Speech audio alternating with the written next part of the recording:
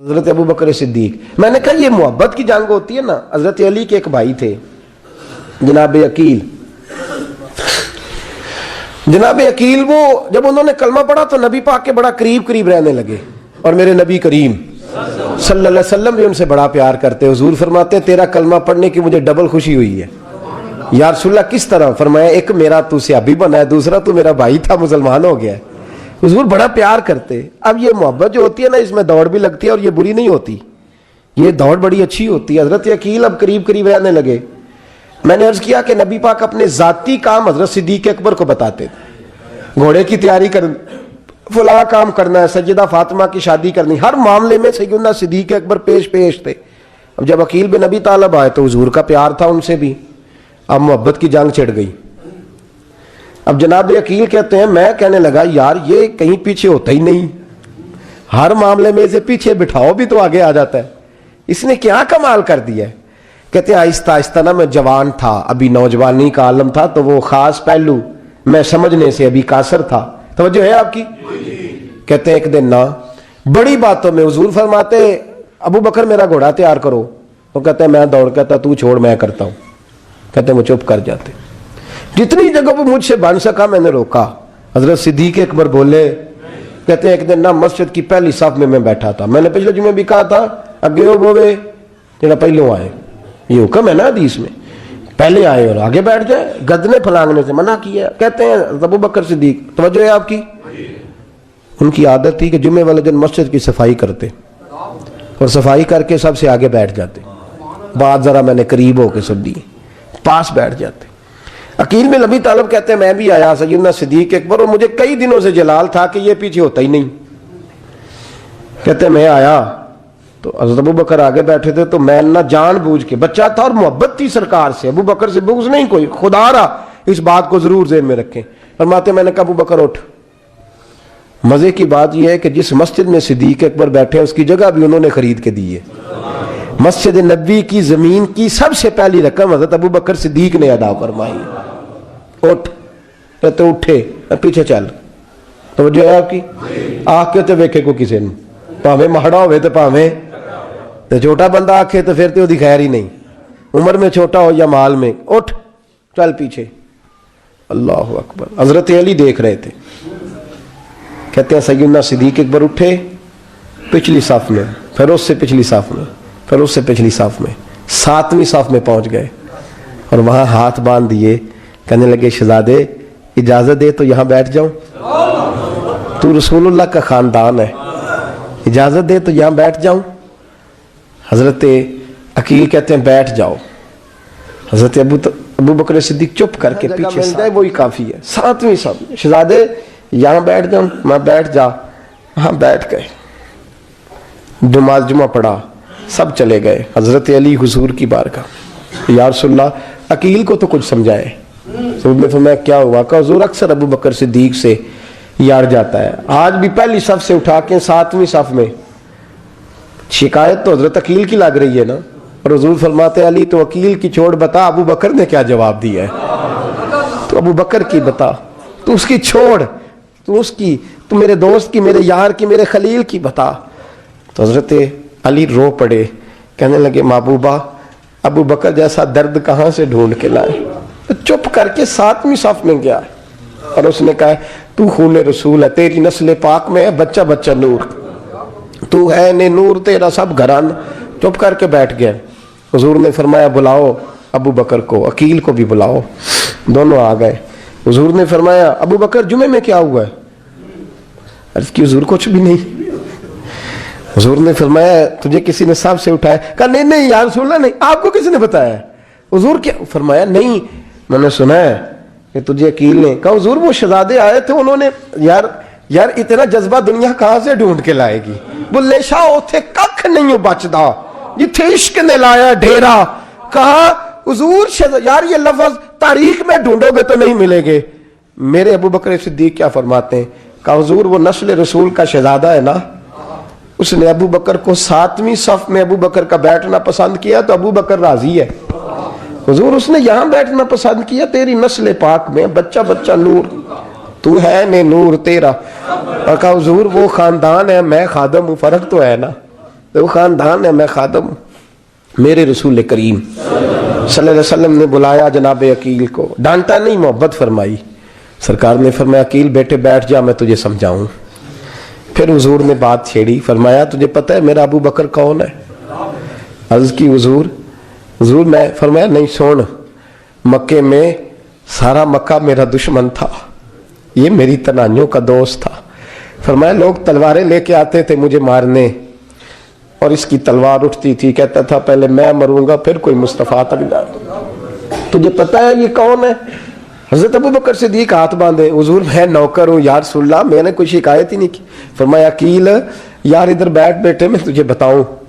کہا لوگ مجھے شیب ابی طالب میں قید کر آئے تھے، میری بیٹیاں پتے کھا کے گزارا کرتی تھی۔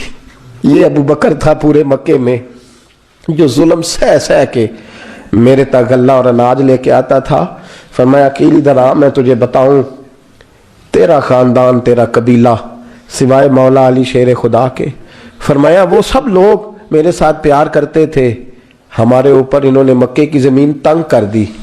فرمایا میں مکے سے نکلا تھا، ابو بکر کی بیٹی غار ثور میں کھانا پکا کے لاتی تھی، اس کا بچہ بکریوں کا دودھ لے کے آتا تھا۔ فرمایا یہ جان پہ کھیل کے میری نگرانی کرتا تھا۔ فرمایا تجھے پتہ ہے جس جگہ تو بیٹھا ہوا ہے نا، یہ مسجد کی زمین بھی ابو بکر صدیق نے خرید کے دی۔ حضرت سیدنا عقیل یا رسول اللہ غلطی، حضرت ابو بکر کہتے ہیں حضور واللہ و رسول و منو، میرے اوپر اللہ رسول کے احسان ہے۔ آخری لفظ میرے حبیب نے کہے، حضور نے فرمایا عقیل میرے پاس جس کے بھی پیسے آتے ہیں میں بیگانے سمجھ کے خرچ کرتا ہوں، میں کہتا ہوں فلانے کے ہیں، وہ پوچھے گا کہاں لگے، لیکن ابو بکر کے پیسے آتے ہیں تو میں اپنے سمجھ کے خرچ کرتا ہوں۔ اور میرے رسول کریم صلی اللہ علیہ وسلم نے فرمایا میرے ساتھ جس نے نیکی کی میں نے بدلہ چکا دیا ہے، ابو بکر کا میں نے بدلہ دیا ہی نہیں۔ قیامت کے دن جب سب جنت میں جانے لگیں گے تو میں اس کا بازو تھام کے اللہ کی بارگاہ میں لے جاؤں، اور میں کہوں گا یا اللہ میرے مولا کلمہ پڑھنے سے لے کر غار تک، غار سے بدر تک، بدر سے احد، حنین، خندق، تبوک اور مزار تک، یا اللہ اس کی بڑی نیکیاں ہیں، اسے تو ہی بدلا عطا فرما۔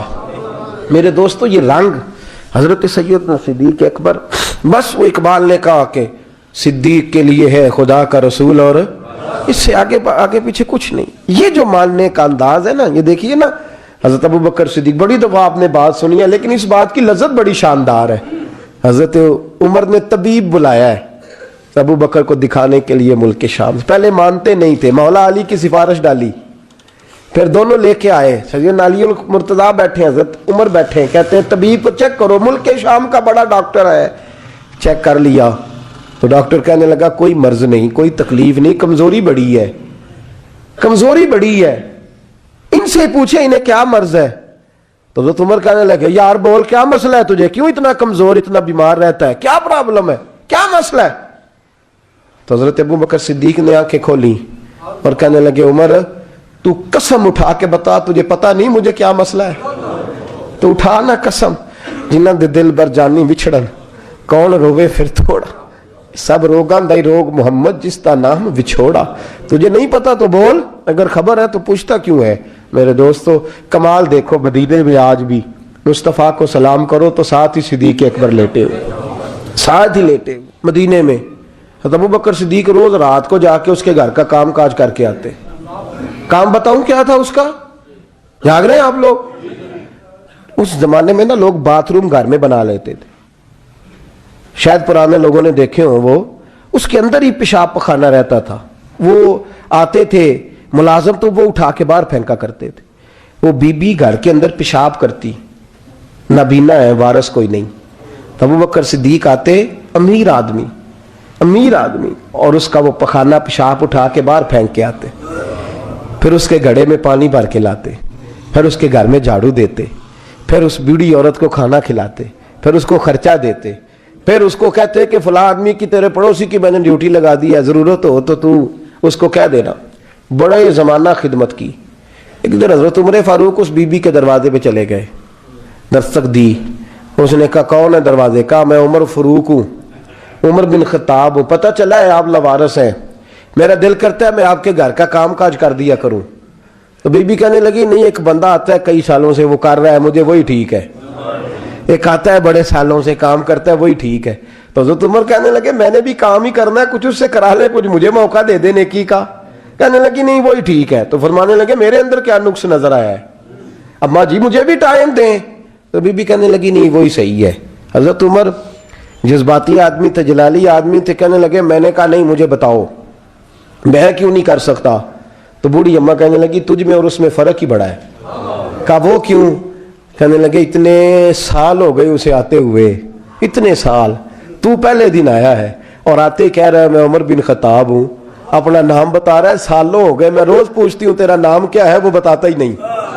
وہ کہتا ہے اماں میں کام صحیح کرتا ہوں تو نام کو چھوڑو، نام بتا کے کیا کرنا ہے۔ فرمایا یہ تھوڑا فرق ہے، اس نے اتنے سالوں میں نام نہیں بتایا اور تو پہلے دن ہی آگے کہہ رہا عمر بن خطاب ہوں، تو ابا جی کا بھی نام بتا رہا ہے، میں نے نہیں کام کرانا، مجھے وہی صحیح ہے۔ نام نہیں بتاتا، نوکری پوری کر جاتا ہے۔ حضرت سیدنا عمر فاروق فرماتے ہیں میں تہجد کے وقت جھاڑیوں میں چھپ کے بیٹھ گیا، کہتے ہیں مسجد نبی سے وہ شخص نکلا، چہرے پہ نقاب، پیروں سے ننگا، اور میں نے اس شخص کو خرامہ خرامہ اس بوڑھی عورت کے گھر کے قریب جاتے دیکھا، تو پیچھے سے جا کے میں نے کہا او مسافر چہرہ تو دکھا۔ تو کہتے ہیں چہرہ اٹھایا تو ابو بکر صدیق تھے، صدیق اکبر تھے۔ حضرت عمر فاروق فرماتے ہیں میں نے کہا تو جوتی کو اتار کے آتا ہے؟ تو کہنے لگے جوتی سے جب چلتا ہوں تو پیروں میں آواز پیدا ہوتی ہے، جوتے کی وجہ سے، پڑوسیوں کو تکلیف دینے کا مقصد تو کوئی نہیں نا۔ اور فرمایا جب جوتوں سے آواز پیدا ہوگی تو گلی محلے والے پوچھیں گے ابو بکر کدھر جا رہا ہے، تو میں نیکی کسی کو بتانا نہیں چاہتا۔ تو فرمایا ابو بکر کب سے آ رہے ہو؟ فرمایا چھوڑ عمر، بس دعا کر رب میرا آنا قبول فرما لے، تو دعا کر سرکار کی بارگاہ میں حاضری صحیح لگتا ہے، چھوڑ میں کب سے آ رہا ہوں، اس وقت سے آ رہا ہوں، اس مسئلے کو چھوڑ، تو یہ دیکھ پانی پر نسویلیاں رنگا رنگ کڑے پریا اس دا جانیے جس دا توڑ چڑھے۔ یہ بات آپ نے درجنوں بار سنی ہے، لیکن اس پر غور تو کرو میرے دوستو کہ حضرت عمر فاروق فرماتے ہیں جن دنوں تبوک کے لیے میرے نبی نے اعلان فرمایا میرے حالات اچھے تھے، ابو بکر کے اچھے نہیں تھے، مالی حالات کمزور تھے، کچھ مسائل تھے، میرے اچھے تھے۔ میری سرکار نے اعلان فرمایا کہ پیسے دو، فرماتے چونکہ میرے حالات بھی اچھے تھے تو میں نے کہا اس دفعہ پہلا نمبر میرا ہی ہوگا۔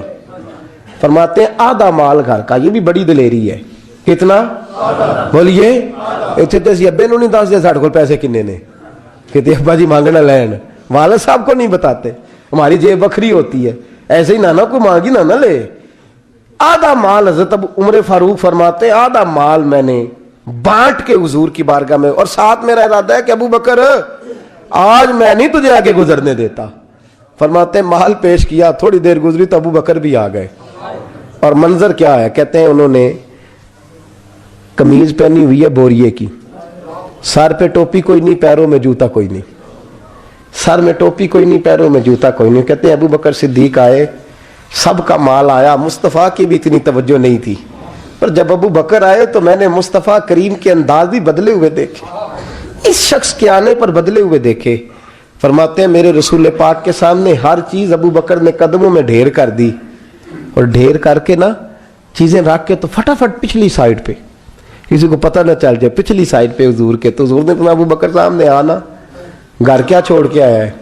فرمایا ہر چیز، پیچھے بیٹھ گئے تو محبوب نے بازو تھام کے آگے کیا، فرمایا کیا چھوڑ کے آیا گھر؟ یہ اس بات پہ بات آپ نے پہلے بھی سنی ہے لیکن ان لفظوں پہ غور کرو۔ ابو بکر نے یہ نہیں کہا حضور کچھ بھی نہیں میں سارا کچھ لے، یہ لفظ کہا ہی نہیں۔ اللہ کرے ہمیں اس عقیدے کو سمجھیں، اس نظریے کو۔ یہ ترمذی اور مشکات دونوں میں یہ لفظ موجود ہے۔ یہ نہیں کہا حضور کچھ بھی نہیں سارا کچھ لے آیا ہوں، یہ نہیں فرمایا۔ حضور نے فرمایا ابو بکر کیا چھوڑ کے آئے ہو گھر؟ توجہ ہے آپ کی؟ لفظ دیکھیں، کہا ما ابقیت اللہ و رسولہ، یا رسول اللہ گھر میں خدا کو بھی چھوڑ آیا ہوں، محمد مصطفیٰ کو بھی چھوڑ آیا ہوں۔